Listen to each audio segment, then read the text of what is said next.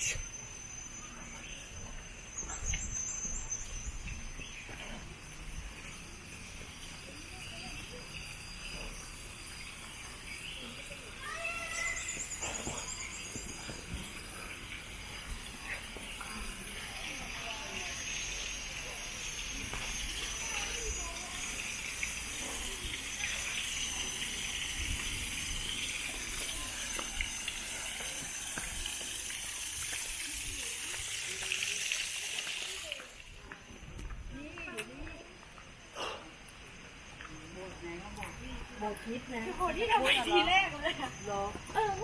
แก้วไว้ตรงไหนวะเอาฝากเอาไว้ฝากเอาไว้เขาไม่ให้เอาแก้วนะ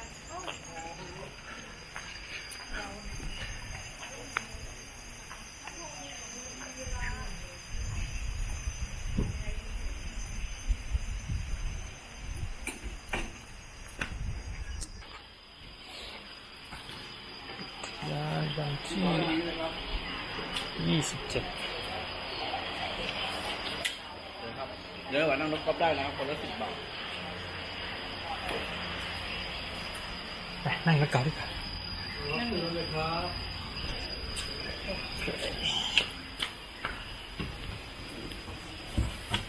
โอเค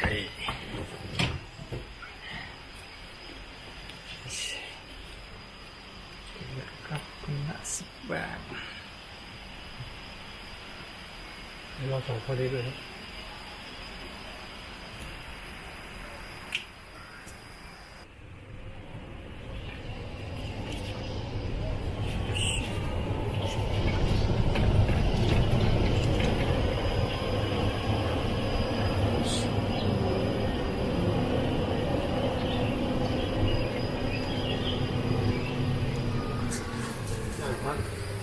1 หลังนอนได้6 คนคืนละ1,800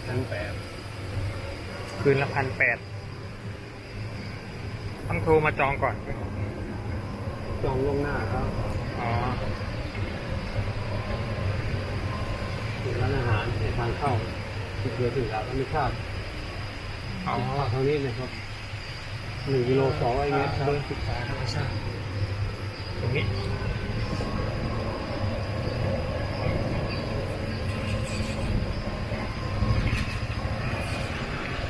เข้าทางนั้นออกทางนี้ครับเดินแล้วไม่ต้องถอยหลังครับยิ่งถอยหลังยิ่งไกลครับต้องเดินหน้าอย่างเดียวถ้ามั่นใจว่าเดิน1 กิโล 200 เมตรได้ก็โอเคครับไปถึงขยะห้องน้ำห้องศึกษาห้องอาบน้ำไอศกรีมกาแฟห้องน้ำอยู่นี่นะครับน้ำตกไม่มีห้องน้ำน้ำตกเดินต่ออีก70 เมตรครับตรงแค่นี้นะครับ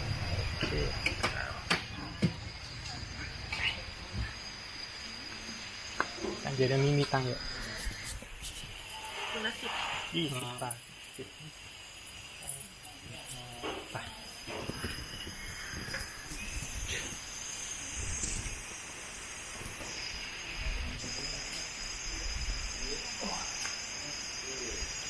โอเคเดินไปที่ไหนวะ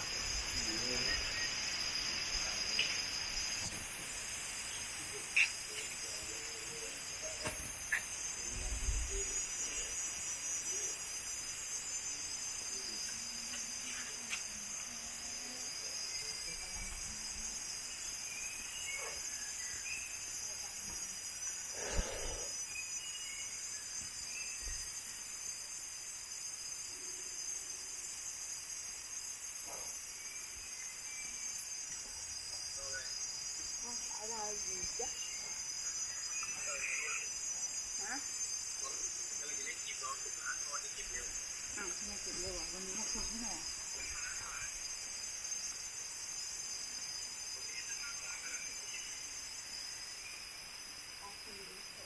เล่นกับหาย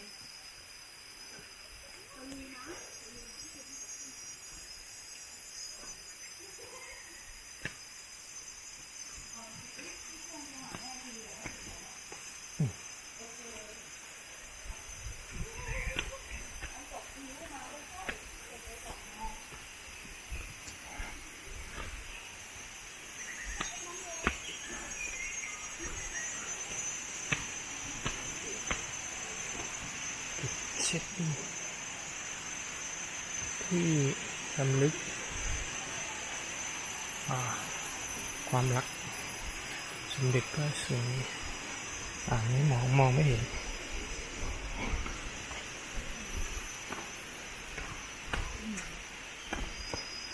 ไอ้ตรงนี่ไงที่ อะไร เรือคว่ำแล้วก็เลยเสียชีวิตก็เลยต้องทำไอ้นี่เป็นอนุสรณ์นี่ไงอะไร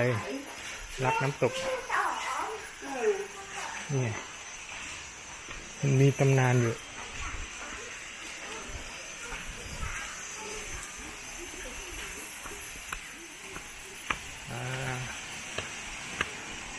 ต้องไปดูตำนานดู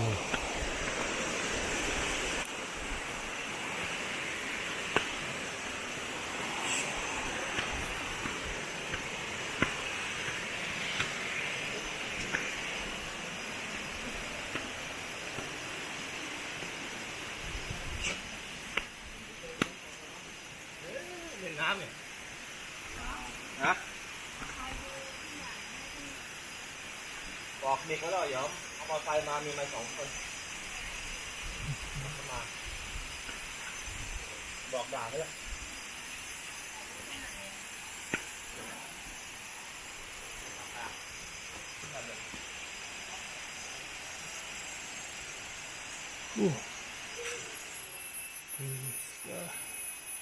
เจดีย์อะไรนะ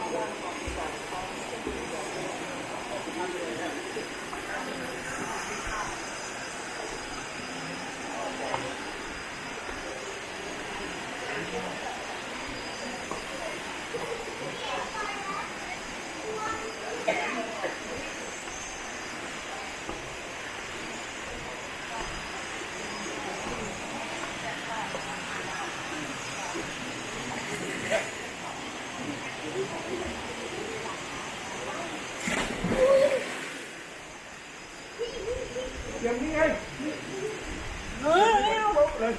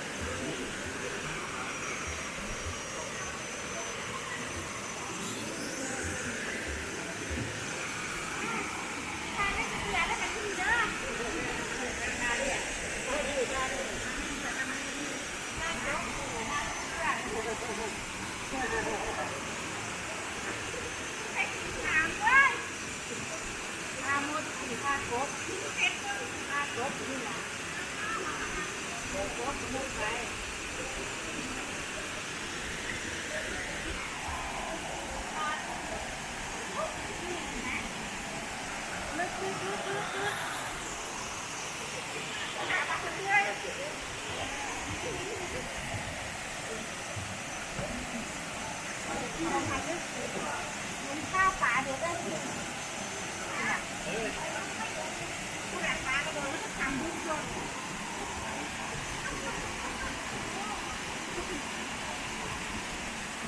แต่ก่อนถ้ามาได้ถึงสิได้ค่าเด็กช่วยไปเลยตกเสียบเป็นโมนตะกอนน่ะตะกอนทำเหรียญคุณเด้อใครไม่หรอเนี่ยก็ไปได้หางนี่ตะกอนก่อนเนี่ยจะเป็นมาไหนน่ะ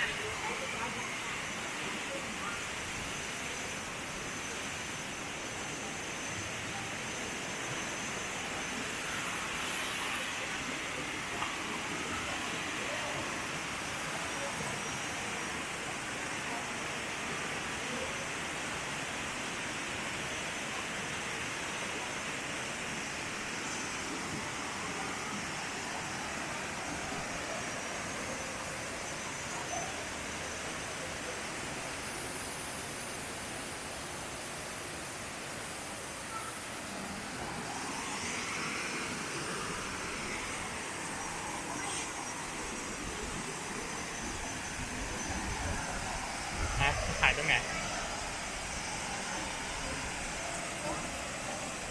ยืนนี่ปะยืนนี่ก็ได้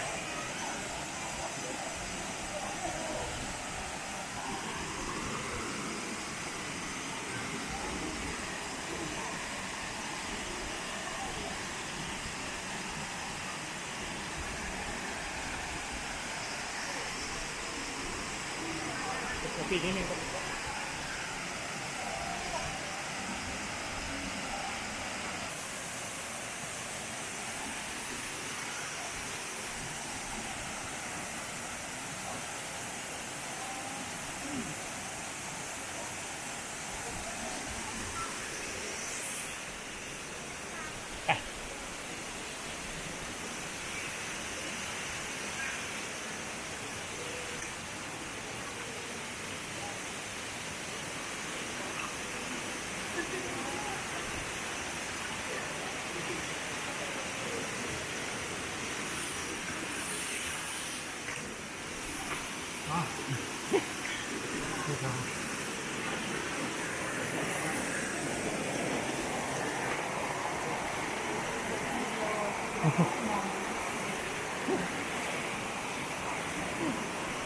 พี่จมมาถ่ายรูปอะไรวะ ถ่ายรูปอะไรให้ ไปตรงไหนอีกวะ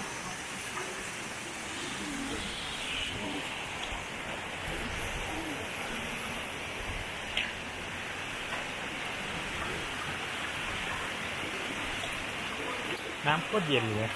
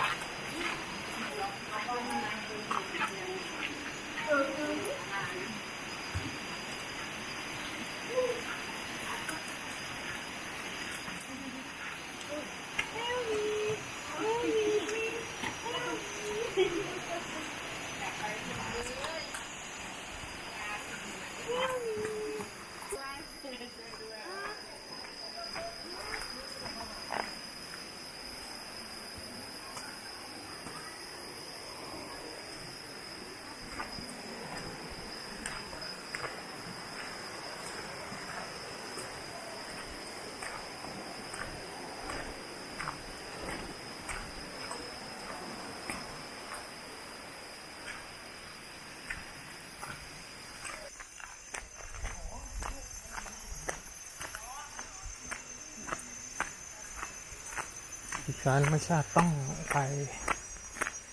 1.2 กิโล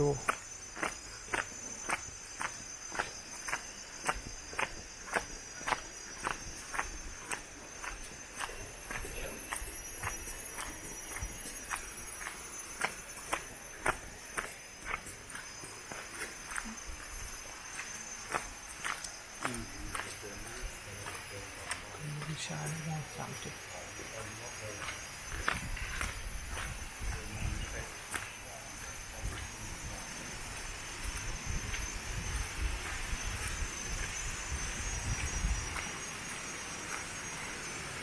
โอ้น้ำมันน้อยไปนิดนึงแต่มันก็เยอะด้วย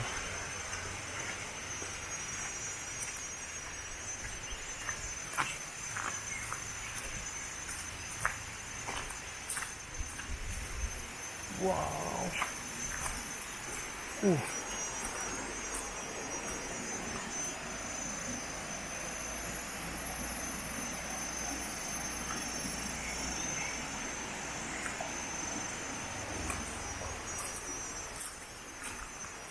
น้ำมันน้อยไปนิดนึง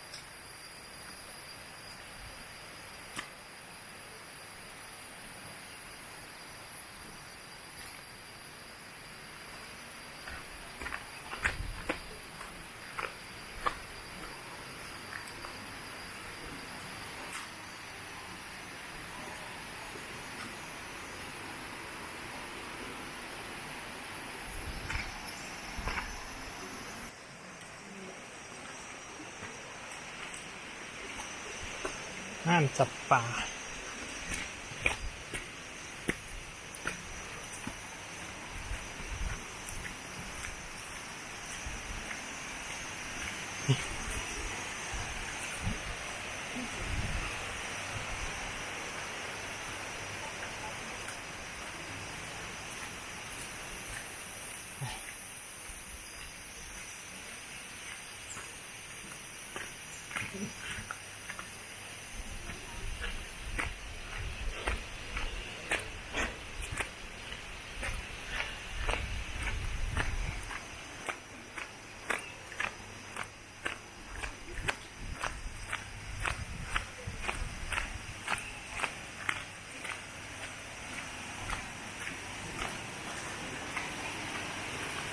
สวยนะ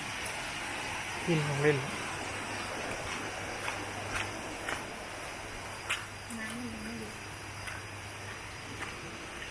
ลางจืด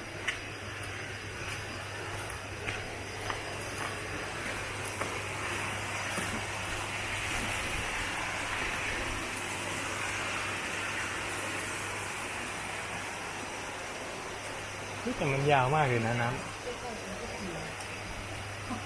นี่ไงทางนี้ แต่อันนี้ลืม อ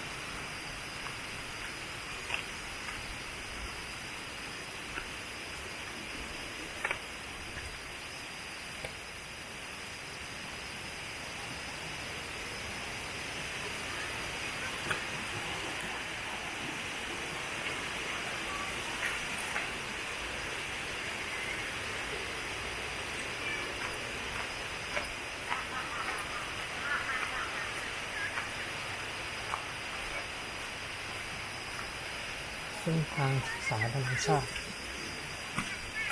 ต้องเลี้ยวขวาที่นี่ที่นี่เป็นบ้านเช่าได้6 คนถามเจ้าหน้าที่นะได้6 คนน่าจะ1,500หรือ1,600 1,800จำไม่ได้แล้วอันนี้คือขึ้นไปตรงนี้เป็นทางศึกษาธรรมชาติโอเคกรุณาแจ้งเจ้าหน้าที่ก่อนเดินป่าโอเคจะไม่ขึ้นนะครับมืดละวันนี้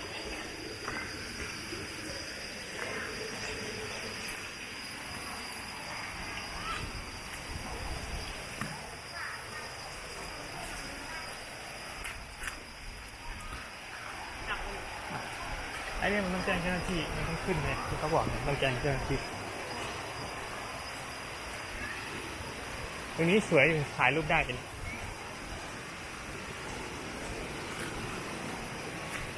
ตรงนี้น่าจะเป็นห้องพักอ่ะ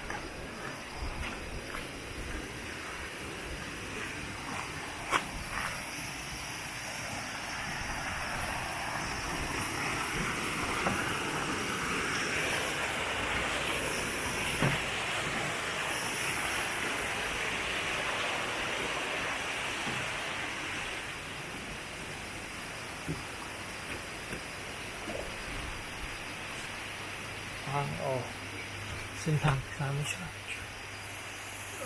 เค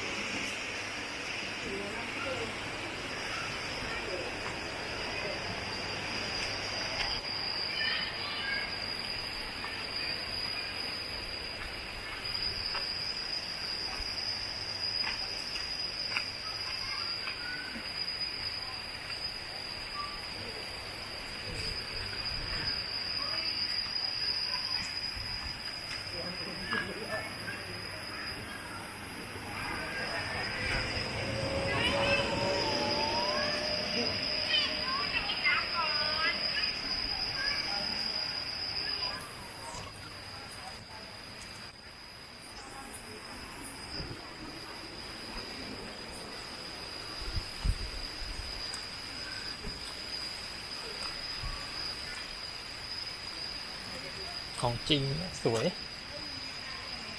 มากปลาชิวๆโอ้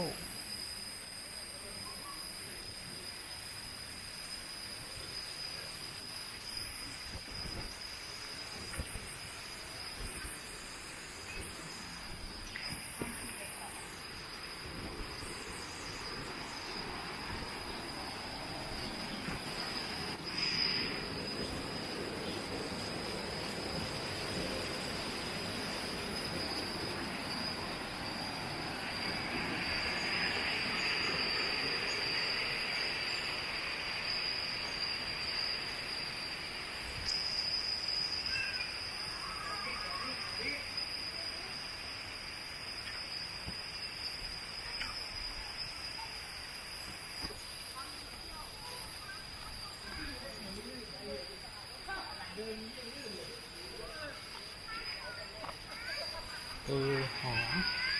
ใบหอม